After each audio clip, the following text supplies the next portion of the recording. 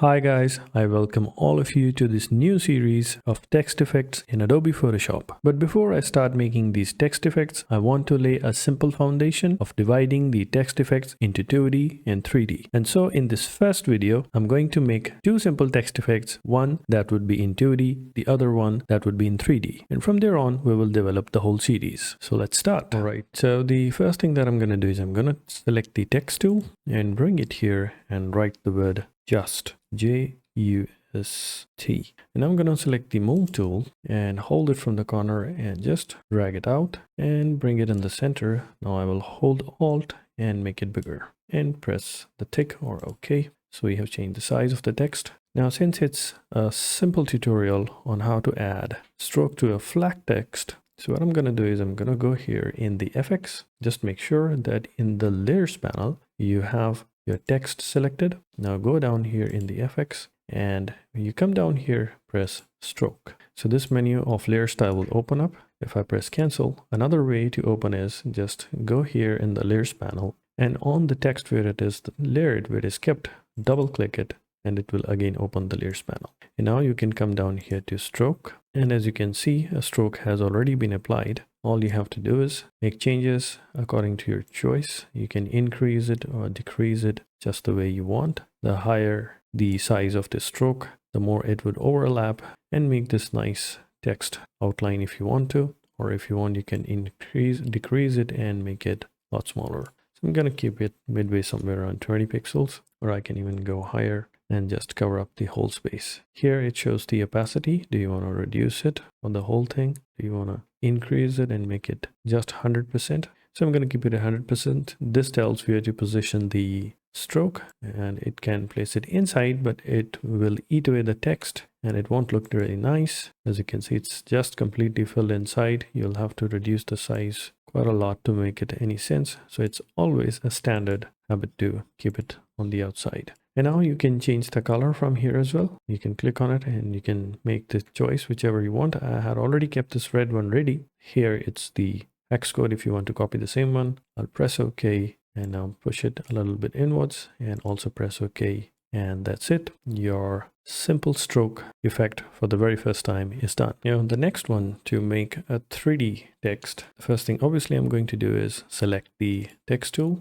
and I'm going to write the word start, S-T-A-R-T, and I'm gonna take the move tool and I'm gonna make it bigger. And if you are a first timer jumping from Illustrator into Photoshop, since most of my tutorials have been about Illustrator, so in Illustrator, if you want to scale proportionately, you had to press shift, but in this case in Photoshop you don't have to do it. In fact, it's the reverse. So if you just hold the corner and move it, it will proportionately scale. But if you press shift, it will turn into free transform. So it's quite the opposite. But yes, if you want to scale it from the center, you will have to press Alt. So I'll just proportionately scale it without pressing shift and then kind of bring it center with the help of these guides. Now if I hold Alt and now scale it, I can scale it according to the center. So that's the first thing.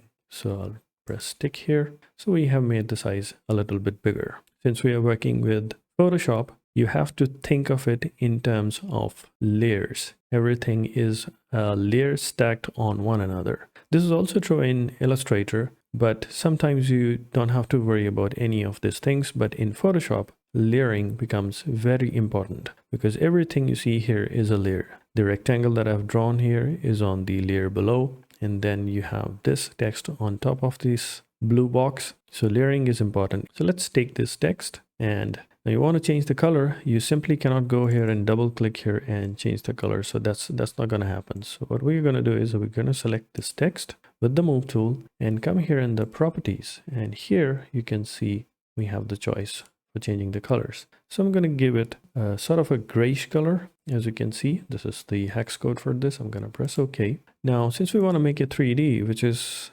in Illustrator, we simply added transform copies to this simple text, which is not going to happen here since the virtual manipulation is not going to happen. So we'll have to add multiple copies of this text here to make it happen.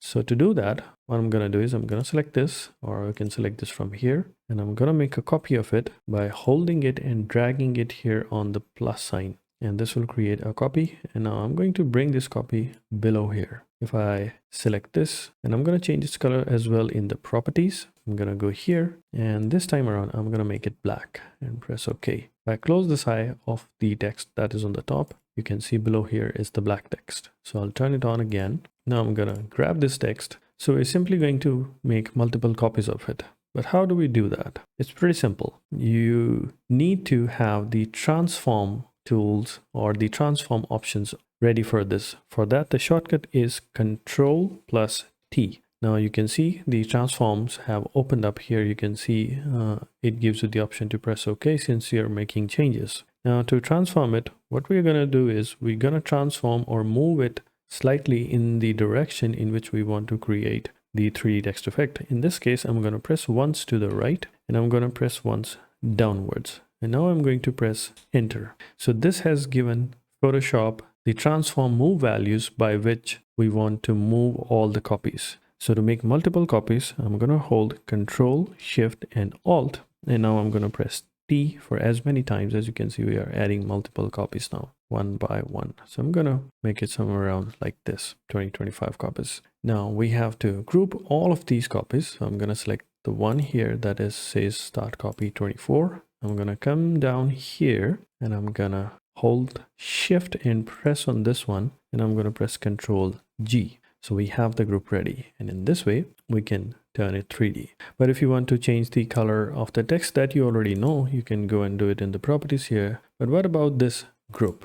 So it's going to be very tedious if I open this group here and we begin to change the color of each copy. So there is a way around, and the way around is by adding a mask. So I'm gonna add here, I'm gonna go here in the adjustment layer and I'm going to select solid color because we want to adjust the layer, the whole group of layer. So I press solid color. Now you see this whole red color here, which is perfectly fine at the moment. Since we are making changes, we can make changes to the color. Just kind of make it this blue and kind of keep it here and press OK. Now, as you can see, these two things are linked. This is the adjustment layer and this is the layer on which this adjustment has been applied. But we want to apply it only to the 3D text that we had here. So for that, just like we do in Illustrator, to contain things, we will have to apply a clipping mask. For that, I'm going to press right click here and I'm going to create a clipping mask. And now